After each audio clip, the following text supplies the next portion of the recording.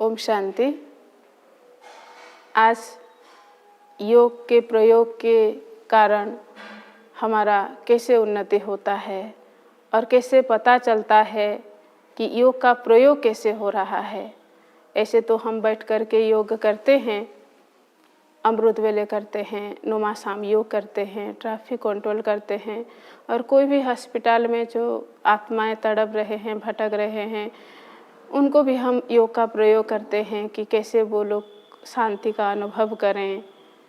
और ऐसे भटकती हुई आत्माओं को भी हम योग का सकाश देते हैं। तो मैं आपको आज प्रैक्टिकल अनुभव सुनाना चाहती हूँ। ये जो लाल टिकरा बलांगीर में हमारा सेंटर है बाबा का, तो सदैपाली यहाँ से 2 किलोमीटर है। सदैपाली में एक भाई आकाश बोल के, वो भाई शरीर छोड़ दिए थे, रस्सी लगाकर जो जीवघात किए थे। तो उनके मम्मी एक दिन आए सेंटर पर। ऐसे बीच बीच में आते हैं उनके मम्मी कभी कभी, लेकिन मैं नहीं पहचानती थी। कटक में वो जा रहे थे, कॉलेज स्क्वायर में। तो उनके पिताजी जो आरटीओ ऑफिस में ऑफिसर थे और रिटायर जब हो गए तो यहाँ बलांगीर आ गए। तो जब बलांगीर आए तो एक दिन आए, ये दिसंबर 23 तारीख की बात है।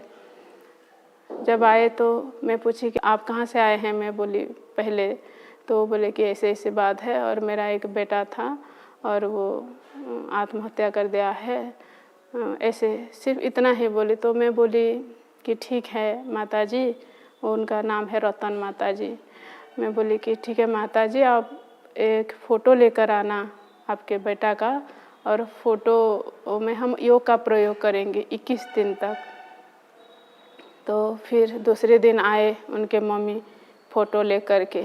तो उस समय की बात है 24 तारीख। जब 24 तारीख आए तो अमृत वेले मुझे साक्षात्कार हुआ। मैं 3:30 से 4:45 तक ऐसे योग करती हूँ। तो उस समय मैं नहीं उठ पाई और ऐसे सो गई थी। 3 बजे के बाद है अमृत वेला। तो उस समय वो आत्मा आकर के मुझे बोलता है कि दीदी दीदी, मैं आकाश बोल रहा हूँ सदैपाली से। मेरा मम्मी को मैं टचिंग किया था, मेरा मम्मी आया है ना, और एक फ़ोटो देकर गया है मेरा, मैं ही उनको टचिंग किया था और आपको भी टचिंग किया था कि आप जल्दी हाँ बोल देंगे। तो आप भी हाँ बोल दिए दीदी, आपको बहुत बहुत धन्यवाद है। और फिर वो आकाश बोल रहा है कि दीदी मुझे डरो मत, मैं कुछ भी नहीं करूँगा, क्योंकि मैं भी बाबा का बच्चा हूँ। मैं भी 7 दिन कोर्स किया हुआ था और फिर सेंटर नहीं जा पा रहा था, इसलिए ऐसा भूल हो गया था।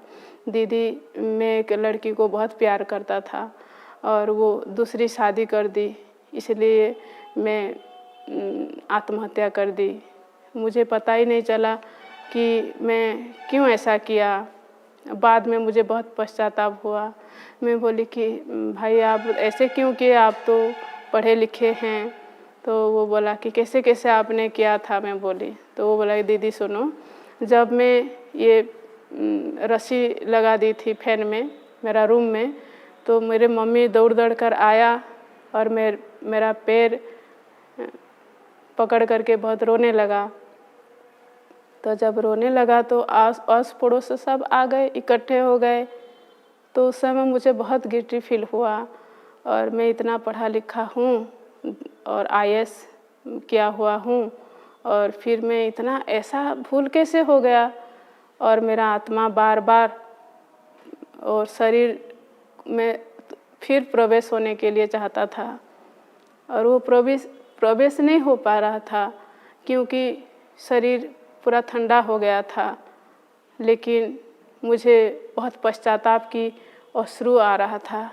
मेरा आत्मा देख रहा था कि शरीर को कैसे पकड़ करके मेरा मम्मी रो रही है, मेरे पापा रो रहे हैं, और आस पड़ोस सब बोल रहे हैं कि इतना पढ़ा लिखा आदमी होकर कैसा ऐसा भूल कर दिया, ऐसे बोल रहे थे। तो दीदी कि मैं क्या करूं, और अभी मैं तड़प रहा हूं। 2019 में शरीर छोड़ा। 1.5 साल हो गया है शरीर छोड़ा, और फिर मुझे शरीर ही नहीं मिल रहा है दीदी।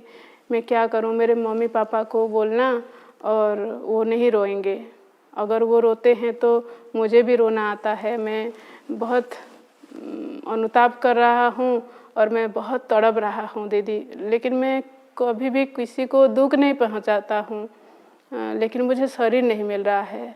और ये आश्रम जो है ना आपका, मुझे बहुत शांति लग रहा है, इसलिए मैं यहाँ आ गया हूँ। और यहाँ मुझे लग रहा है कि आप लोगों के जो योग का प्रयोग है, उस योग के प्रयोग से ही मैं मुक्ति मिलेगा मुझे, और मुझे शरीर मिलेगा, ये मेरा दृढ़ विश्वास है। मुझे तो आत्मा ज्ञान मिला है, लेकिन ऐसा मुझे एक माँ का गर्व नहीं मिल रहा है। कर्म अकाउंट के हिसाब से जहाँ पर कौन मेरा मम्मी होगा, कौन पापा होंगे, मेरा भाई बहन, मेरा दोस्त कौन होंगे, ये सब मैं ढूंढ रहा हूँ और नहीं मिल रहा है। क्योंकि दीदी और एक बात आपको मैं बता रहा हूँ, वो आत्मा मुझे बोल रहा है।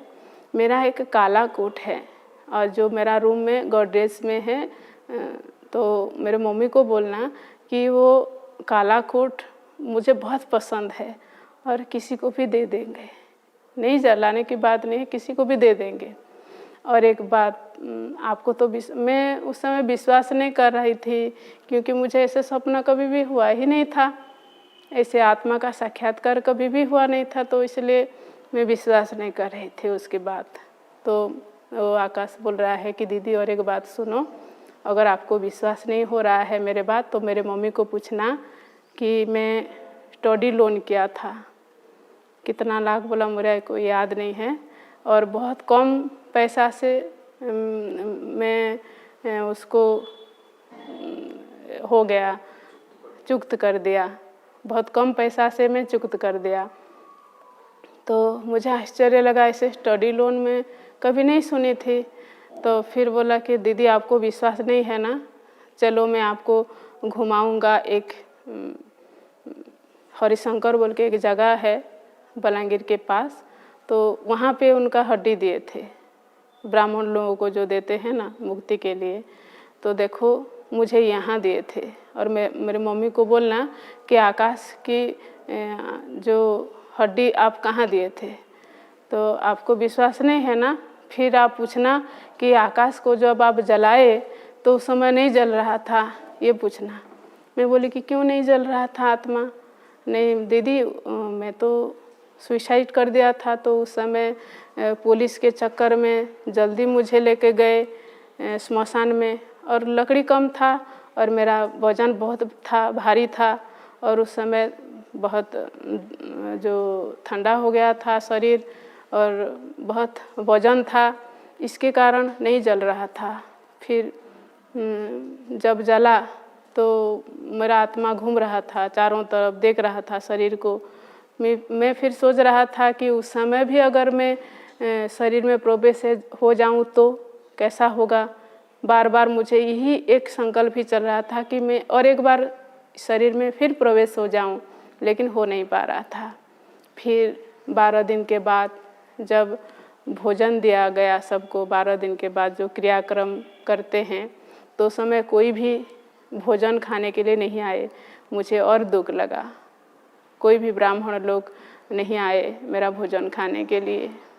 तो पूछना मेरे मम्मी को क्यों नहीं आए सब, तो ये सब बात बताई। और फिर मैं उनकी मम्मी जब आए तो पूछी कि वो आत्मा तो इतना ही मेरे को बोली, और क्या क्या बोली, बहुत सारे बात, 1 घंटा शायद हो जाएगा। और जब मैं उठी तो खटिया में मैं कहाँ हूँ ये सोच रही थी। मैं तो एक मंदिर में गई थी वो आत्मा के साथ, मैं अभी कहाँ हूँ, तो रूम में हूँ और टाइम हो गया है, 4 बज गया है। तो 4 से 4:45 तक, 4:45 तक फिर योग किया।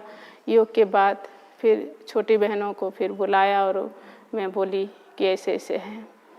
फिर दिसंबर 24 तारीख को अरुण भाई जी आए तो अरुण भाई जी को सब ये बात बताई। तो अरुण भाई जी बोले ठीक है। उनके मम्मी को फिर एक क्लास किए शाम को, नुमा शाम योग के बाद क्लास किए और फिर बोले कि ठीक है, वो भोजन जो नहीं खा पा रहा था, कोई भी नहीं खा पाए उनके भोजन, यहाँ पे एक ब्रह्मा भोजन या नहीं तो एक भोग लगा देंगे 21 दिन के बाद। और उनके मम्मी को मैं बोली कि ये सच है या झूठ है, मुझे नहीं पता। उनके मम्मी को पूछती हूँ। तो उनके मम्मी को पूछी कि देखिए रतन माता जी, और मुझे इसे विश्वास नहीं है आत्मा का साक्षात्कार ये सब, लेकिन आप बताओ कि आपका बेटा जब शरीर छोड़ा तो उस समय क्या वो सब नहीं जल रहा था क्या? तो बोले कि हाँ दीदी, नहीं जल रहा था क्योंकि लकड़ी कम था और पानी हो गया था शरीर और बहुत भारी था, इसलिए नहीं जल रहा था। तो मैं फिर बोली कि जब 12 दिन हुआ तो क्या उनके भोजन नहीं खा पाए कोई?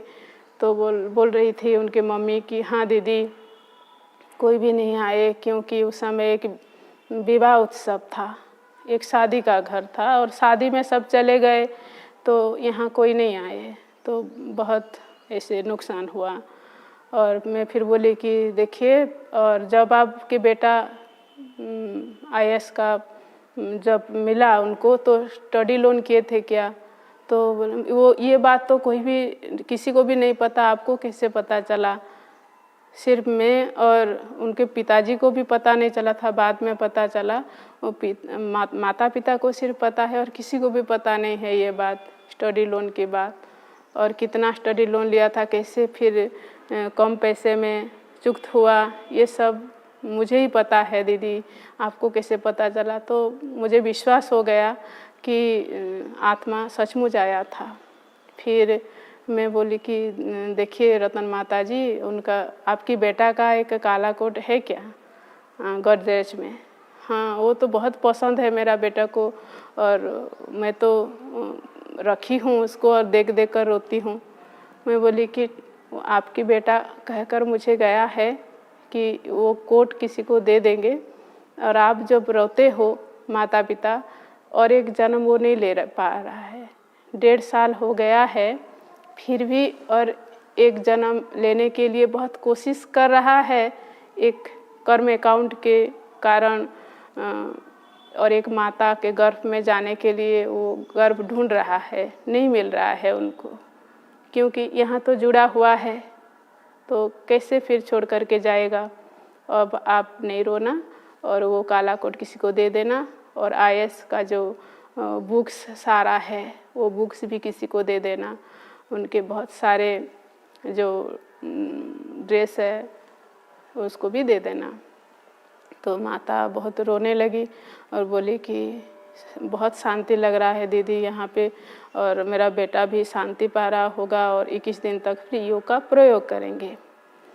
जब योग का प्रयोग किए, सब 8-10 माताएं आते थे शाम को 6:30 से 7:30 तक योग करते थे, एक एक घंटा सामने फ़ोटो रख करके।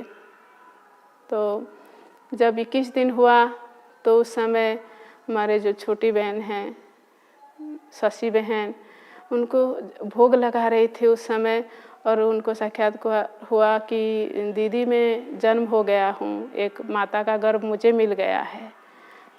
फिर यहाँ पे आते हैं हमारे अनिल भाई जी को भी ऐसे लगा कि जैसे वो आत्मा बहुत शांति का महसूस कर रहा है और एक घर में वो भी जन्म हो गया है, एक गर्भ में वो भी आत्मा गया है, ऐसा महसूस हुआ। और वो आत्मा एक फ्रूट्स दिया, एक एप्पल दिया और मेरे मम्मी को वो दे देना, ऐसा महसूस हुआ उनको।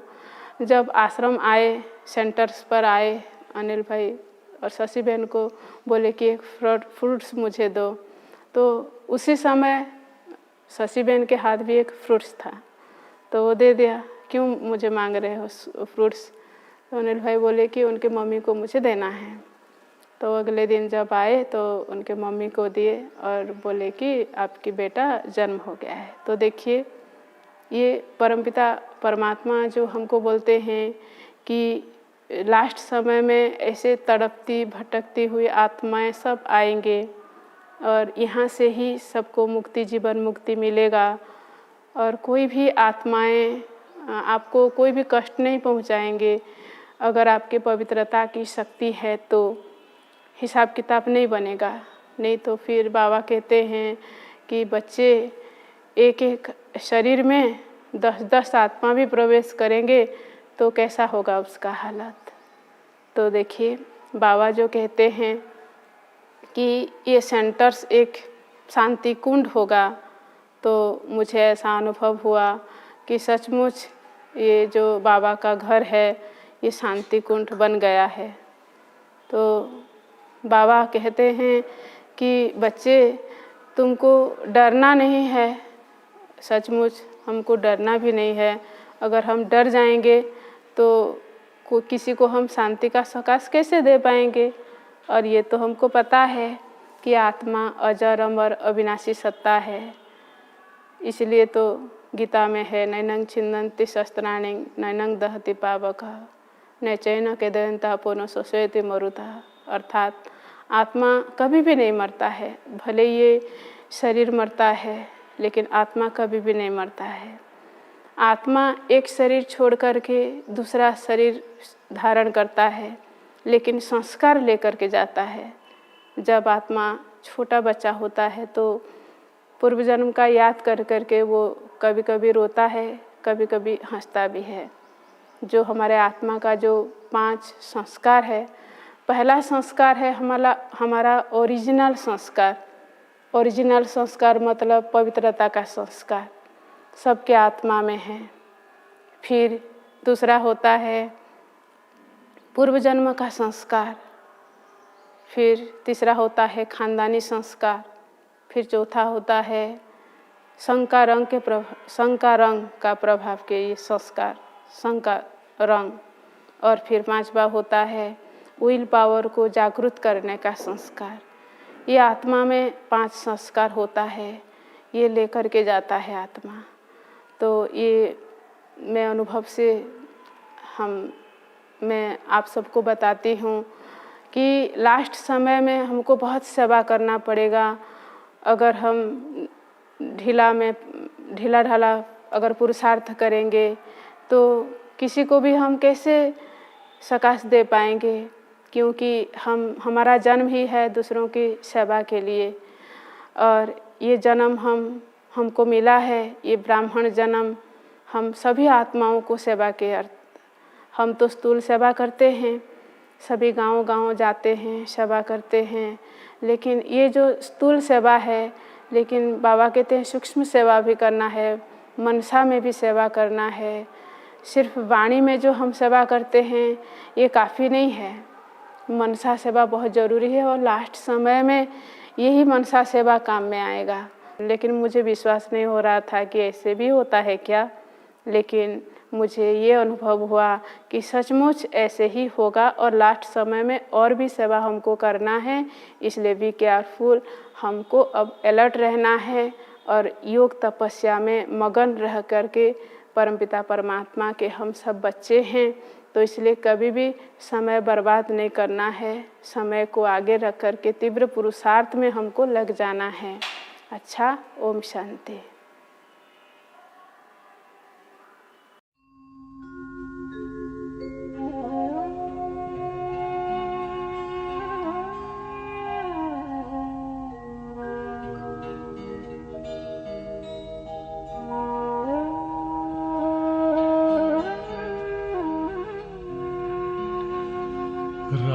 राजयोगी बनो राजयोगी, मेरे प्यारो बनो राजयोगी। राजयोगी बनो राजयोगी, मेरे प्यारो बनो राजयोगी। राजयोगी बनो राजयोगी।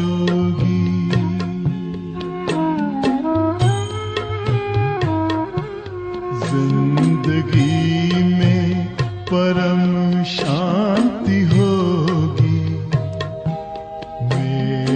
प्यारो बनो राजयोगी,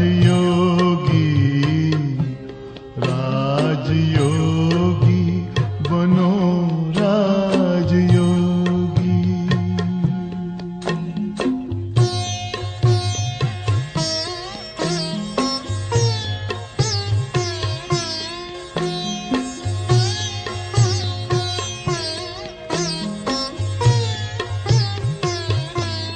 मन का दर्पण दमकने लगेगा,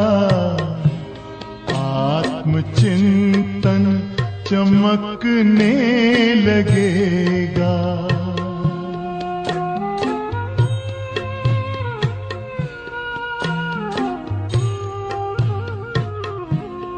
मन का दर्पण दमकने लगेगा, आत्मचिंतन चमकने लगेगा। योग पथ पर जरा चल के देखो, सारा जीवन महकने लगेगा। सारी काया हो, सारी काया बनेगी निरोगी। मेरे प्यारो बनो राजयोगी, राजयोगी बनो राजयोगी। योग मानव को संयम सिखाता, संतुलन आचरण में लाता। आत्मा और परमात्मा का ये मिलन हर घड़ी है कराता। योग महिमा हो, योग महिमा कभी कम न होगी। मेरे प्यारो बनो राजयोगी, जिंदगी में परम शांति होगी। मेरे प्यारो बनो राजयोगी, राजयोगी बनो राजयोगी। ओम शांति, ओम शांति,